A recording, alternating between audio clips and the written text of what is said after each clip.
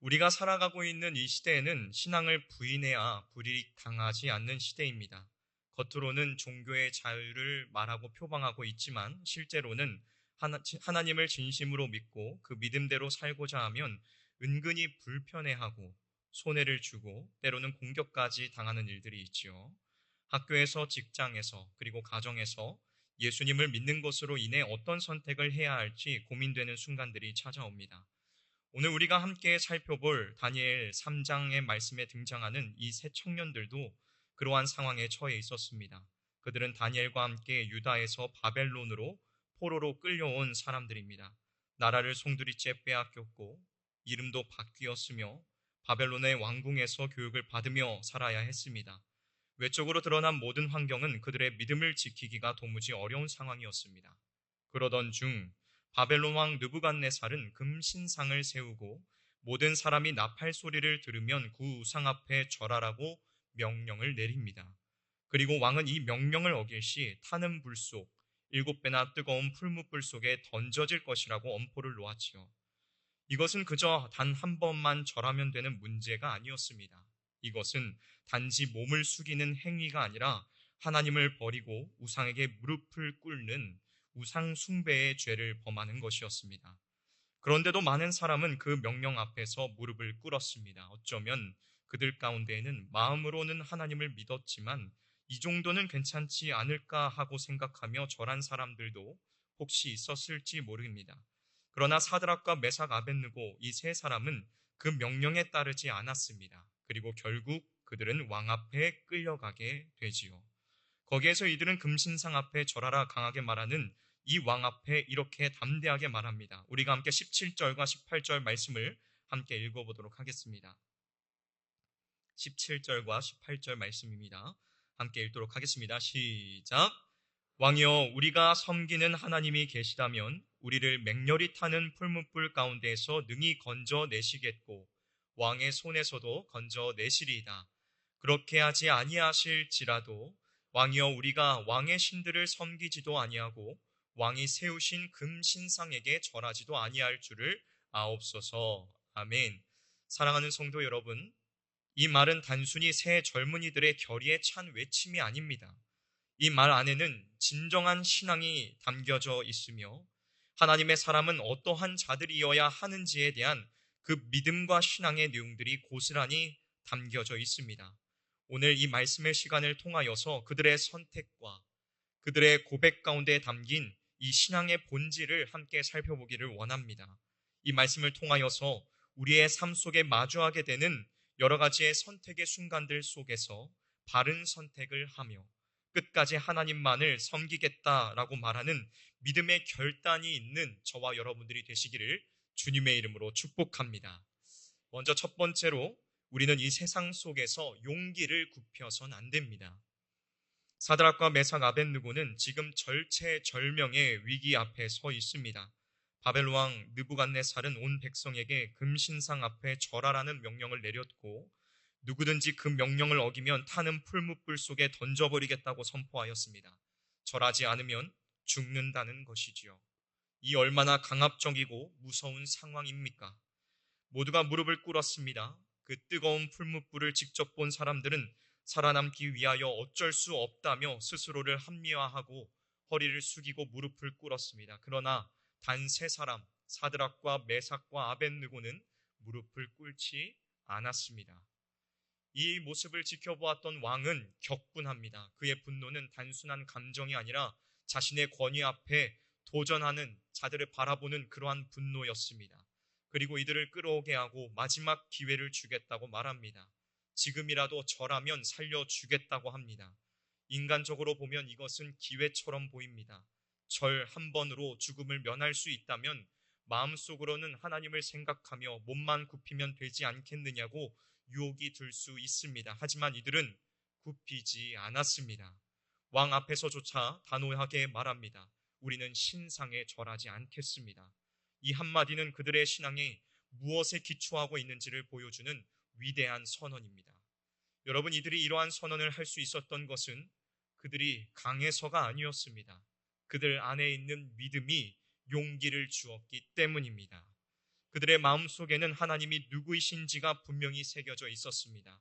하나님은 살아계시고 전능하시며 온 세상을 다스리시는 분이라는 분명한 확신이 있었기에 아무리 큰 권력을 가진 왕이라고 해도 두려워하지 않았습니다. 이들은 지금 생명을 걸고 있습니다. 그러나 그 생명을 하나님께서 붙들고 계신다는 믿음이 있었기 때문에 오히려 그들은 담대할 수 있었습니다. 여러분, 이 용기는 단순한 결단의 문제가 아닙니다. 그것은 평소 그들의 삶에 하나님이 중심이 계셨기에 가능한 태도였습니다. 평소 하나님을 두려워하는 마음이 있었기에 위기의 순간에도 사람을 무서워하지 않았습니다. 평소 하나님의 말씀을 붙들고 살았기에 모든 사람이 무릎을 꿇는 상황 속에서도 하나님 앞에만 서겠다는 굳은 결심을 꺾지 않은 것입니다. 결국 여러분, 용기는 위기의 순간에 갑자기 솟구치는 것이 아니라 평소의 믿음에서부터 자라나는 것입니다. 우리는 때때로 사소해 보이는 선택 앞에 머뭇거릴 때가 있습니다.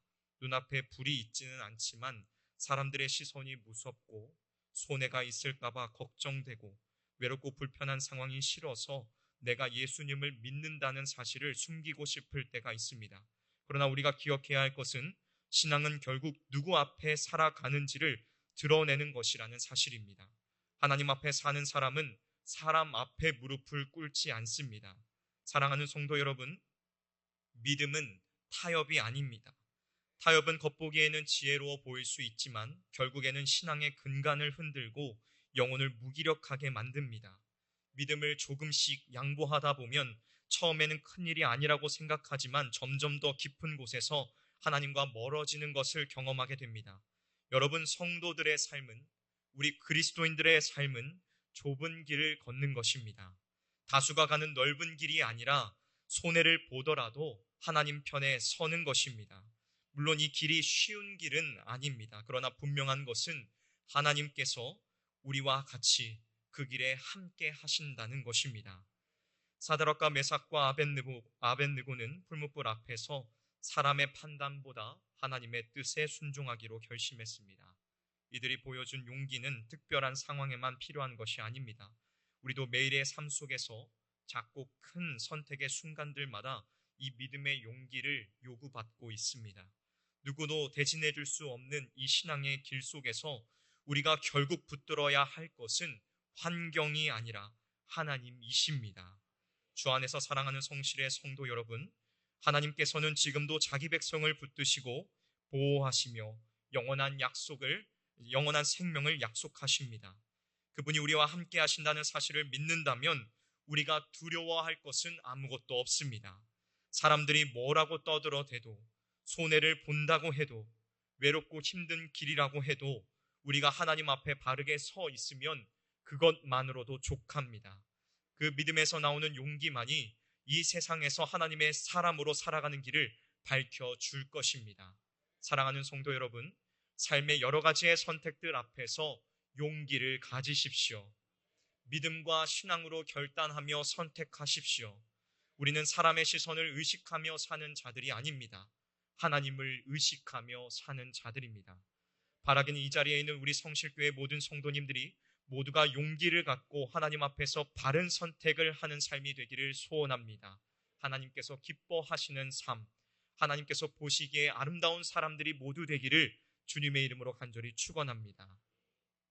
다음 두 번째로, 우리는 이 세상에서 오직 하나님만을 신뢰해야 합니다.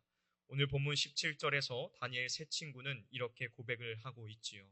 왕이여, 우리가 섬기는 하나님이 계시다면 우리를 맹렬히 타는 풀무불 가운데서 능히 건져내시겠고 왕의 손에서도 건져내시리이다. 여러분, 이 고백은 너무나도 극심한 상황에 처한 나머지 오히려 낙관적인 상황을 희망하는 그러한 말이 아닙니다.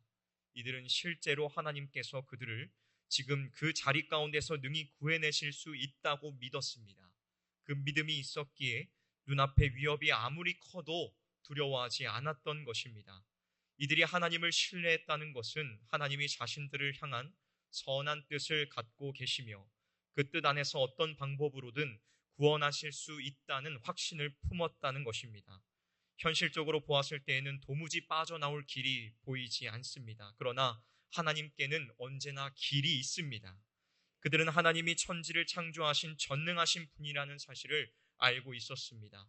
과거 이스라엘의 역사 속에서 하나님께서는 홍해를 가르시고 구름 기둥과 불 기둥으로 백성들을 인도하셨던 사실을 알고 있었기에 지금 그 자리 가운데서 풀무불 앞에서도 하나님이 일하신다는 믿음을 가졌던 것입니다. 오늘날 우리의 삶에도 이러한 풀무불과 같은 현실들, 상황들이 찾아오지요. 도무지 이겨낼 수 없을 것 같은 문제들, 보이지 않는 앞날, 어쩌면 현실의 풀무불은 훨씬 더 지독합니다. 그러나 우리가 그 상황 속에서 붙들어야 할 것은 보이는 상황이나 사람이 아니라 보이지 않는 하나님이십니다. 하나님은 지금도 능히 건지실 수 있는 분이십니다.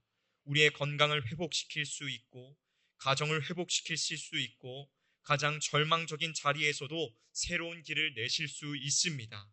이 하나님을 신뢰하는 믿음이 우리를 살립니다.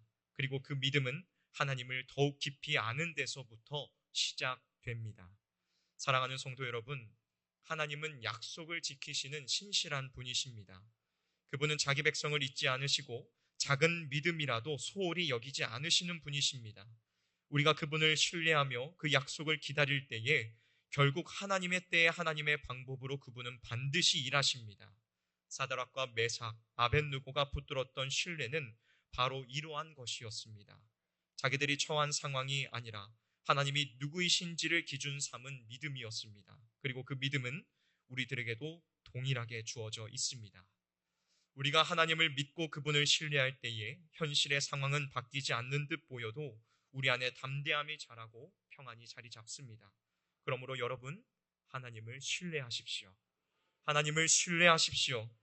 보이는 불보다 크신 하나님을 믿으십시오. 그분은 능히 우리를 건지실 수 있는 분이시며 우리의 편이시며 우리를 위하여 지금도 일하고 계십니다. 바라기는 우리 성실의 성도님들이 하나님을 향한 확실한 믿음과 신뢰를 가지고 삶의 여러 가지의 어려움 속에서도 능히 이기며 승리할 수 있기를 주님의 이름으로 축원합니다. 하나님은 우리의 도움이시오. 하나님은 우리의 방패시오. 하나님은 우리의 구원의 요새이십니다. 그 하나님을 믿으며 나아가는 우리가 되기를 원합니다. 마지막 세 번째로 우리는 그리 아니하실지라도의 신앙을 가져야 합니다. 다니엘의 세 친구들은 풀무불 앞에서 하나님을 신뢰한다고 고백했습니다. 그러나 그들은 거기에서 멈추지 않았습니다. 그들의 이어지는 고백은 정말로 놀랍습니다. 본문 18절을 우리가 함께 다시 한번 읽어보도록 합시다.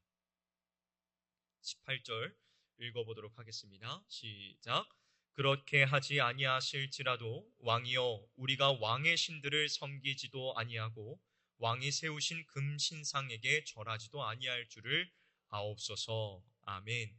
이 말씀은 하나님의 능력을 의심하는 말이 아닙니다. 오히려 하나님을 너무나도 잘 알기에 하나님께서 건져주시지 않아도 하나님은 여전히 하나님이시며 그분만을 섬기겠다고 말하는 깊은 결단의 표현인 것입니다. 이것은 결과에 매이지 않는 하나님 중심의 신앙을 말하는 것입니다. 여러분, 이러한 신앙의 깊은 결단은 성경 곳곳에서 발견되지요.